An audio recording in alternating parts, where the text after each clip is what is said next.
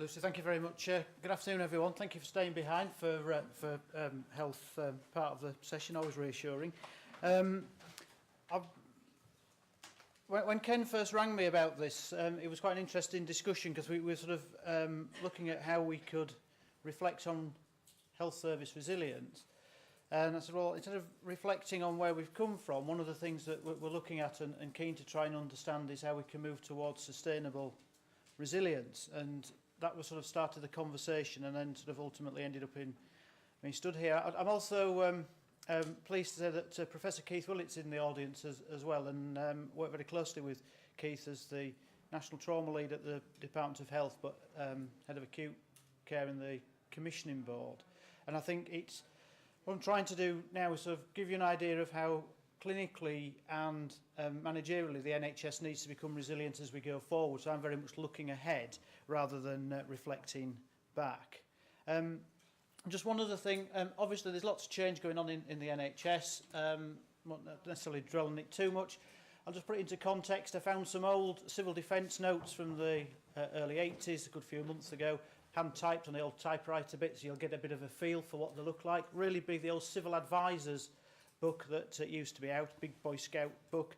Lots of things in of what to do for feeding lots of people out of sort of homemade ovens and that sort of thing, very resilient. The bits that are important, two things covered: health, public health, very much sort of wash your hands before you touch anything and don't drink dirty water, summarises a good few pages. And the NHS management bit started off by saying in the 7 days leading up to war, it's assumed the NHS will not significantly restructure. I say no more. So, moving forward, the way in which we deliver healthcare, certainly in the pre-hospital environment, has come a long way. Certainly in the last few years, but over the last sort of 20 and 30 years, there's a lot of logistical mechanisms which we can use to move patients around the country to maximise where the patient needs to go, the right patient at the right place at the right time. If you have a major incident, a significant major incident in the southern part of the UK, it is completely feasible these days that we need to move people all across the UK to meet that requirement, that they get the right clinical person, the right clinical expertise, looking at them, dealing with them, being able to move them to a good positive outcome, a good recovery for that patient. It's not a failure of the NHS to actually move people outside of the local, the parish boundary of where the incident's taken place. And that's how we're moving forward in terms of being able to maximise trauma centres, being able to use specialist care, and being able to obviously, through the use of such things as air movements, be able to make the transfer of really critically ill patients possible. You can see, even if you're not from a medical background, putting somebody in an aircraft, an hour and a half, Surrey to Newcastle, far more acceptable than being bounced around for 5 hours in the back of a big yellow van up and down the M1. So we start and think of healthcare in its widest sense, not just the yellow jackets or the very much the typical blue light ambulance. There is more to healthcare than this. There's more to healthcare than A&E. But it's very interesting that the whole way in which we see things, and Joe in the last group was saying, how do we understand other agencies and how they operate? And the ambulance service, in a similar way to the GP fraternity as well, are the gateways into a much bigger NHS, the patient pathways we call it. How can we move the patient to the right bit of the system so that they can actually get the treatment that they need? Equally, we've been able to make significant advancements, and this is definitely Professor Willett's area of expertise, where we've managed to actually improve significantly the outcomes of critically injured patients. And if you look at the outcomes of the military work, the military health work in Afghanistan and other similar conflicts, we're learning so much, even in the last 5 years, of how we can improve that care. How can we actually ensure that we maximise the ability for somebody to recover from those incidents effectively and do an effective post-incident analysis of what went wrong, how could we have done it differently, how could we have got a much better outcome. The investment in biotechnology to be able to actually support surgeons like this working in temporary field hospitals or in the middle of the desert, or being able to actually survive when nearer to home.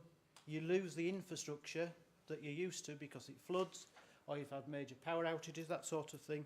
This is all advancements in making and moving towards more sustainable resilience in the healthcare system. And that's key, and that's critical, and I think this is where, again, going back to a mass casualty incident, we need to maximise this resource anywhere where it is in the UK. We've got to do that, and we've got to be able to recognise and help our partners understand that that's not a failing of moving people great distances, it's actually ensuring a positive outcome.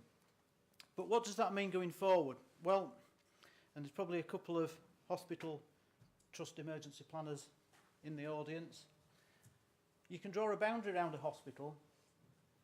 Doing an emergency plan for a hospital is, on the whole, reasonably easy. You know what you're dealing with, you know what your capacity is, you know when that capacity is likely to be exceeded. You've got fairly stable supply chains. You're able to very much understand what surgeons and other clinical specialists need in order to do that. It's very defined, or it can be very defined. It is difficult, but you can define it.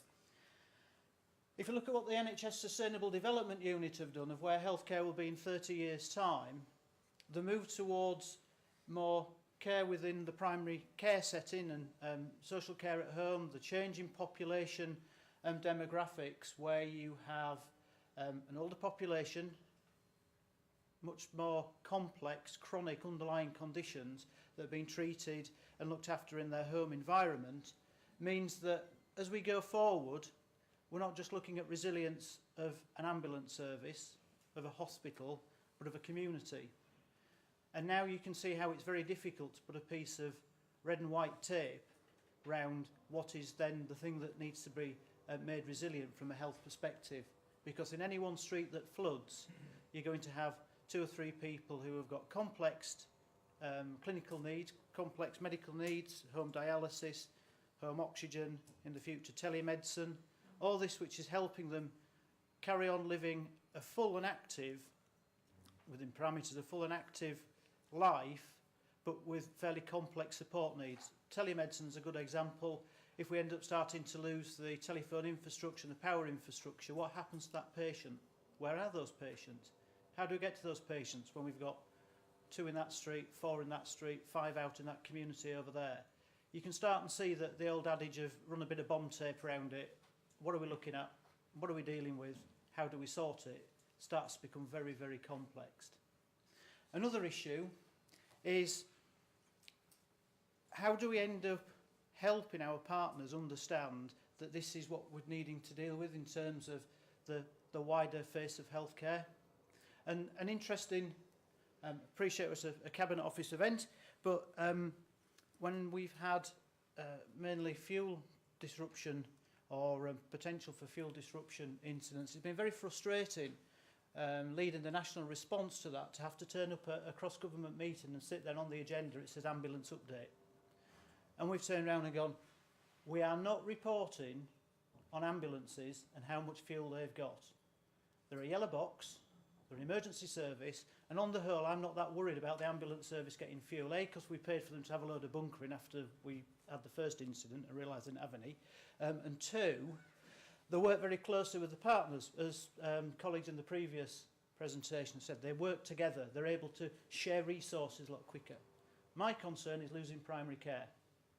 If I lose the primary care and the social support for people in the community, that's when I start to have a healthcare system that starts to come under significant pressure, because if we lose the home oxygen service that keeps people in their home environment, there tends to be only one place they're going to go, and that's back into the acute sector, where capacity is very much driven by the specialities doing what they need to do, getting people back home to recuperate, and very much sort of only stay in hospital for the minimum amount of time that's clinically indicated, that's clinically needed. So for me, I'm worried about primary care, and that's the key thing that for incidents like flooding and fuel I'm most worried about. Equally, as we move forward, there's also the need to understand how health protection issues in terms of vaccination and being able to actually ensure that the population understand and able to make decisions on balance of risk of what it is they are exposing themselves to, and that's an example of where we see the alcohol debate, excess alcohol consumption, smoking, and general lifestyle changes. And that's more longer term and not necessarily, some would say, within this remit. But if I can actually have a whole system that helps people not become ill in the first place or put themselves in a position where those chronic illnesses, such as diabetes, then make them very vulnerable when their community is flooded or they have they're cut off remotely because they can't access fuel, that's the sort of thing that, as a longer term buy-in, have been able to get a more healthy and positive outcome to a crisis that impacts on health. Equally, it's very much dependent on the population being in a position to make choices about their own healthcare. So as we introduce more choice, we also need to have a clear understanding of how we can educate people to make those choices in their treatments.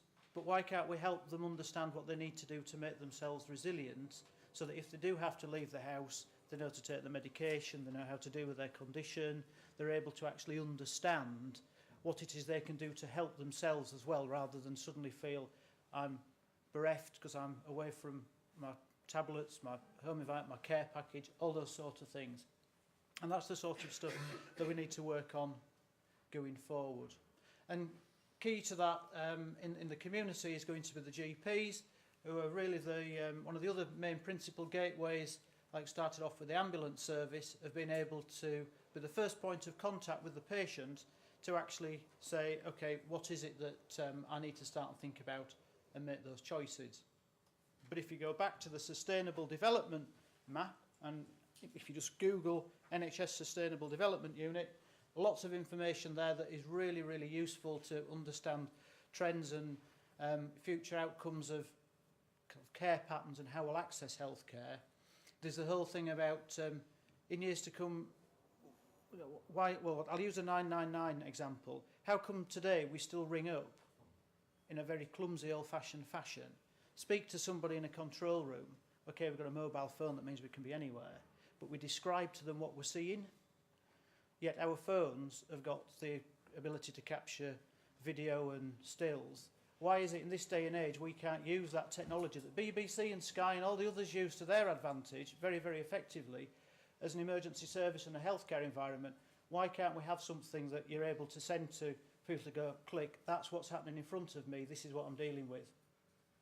And from an ambulance background, and how many times I've had stuff described to me that's completely different to what you see when you get there, is, and I'm sure emergency service colleagues reflect on that as well. So how can we use technology? And that's what they're saying in 10, 15 years down the line, we'll be using technology. We're a population now that's coming through that understand and are able to use this sort of technology and interface far more readily.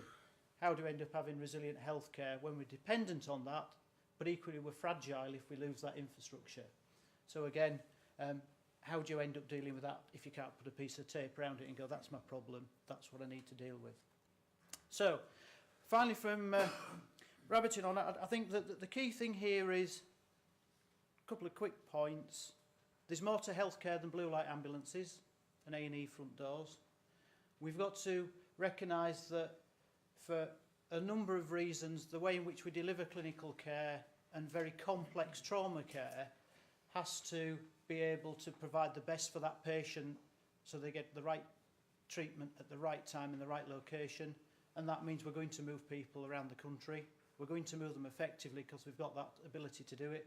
But that means we're going to be spreading the incident for certainly our police colleagues who need to do family liaison and further investigation work. That's going to be something that needs to be taken into consideration. Equally, we need to remember that there's a changing face of healthcare. And when we're doing that community response, we need to start and think that the next door we knock on isn't going to be somebody who is completely mobile, completely able to self-evacuate, and you're just able to be told you've got to get out because it's about to flood. We may actually be knocking on the door of somebody who's got a very complex health need and has been managing that chronic condition very successfully for a good number of years. And we as responders have to be able to manage that and be able to actually deal with that effectively to ensure we can still continue a good, positive patient outcome. Thank you.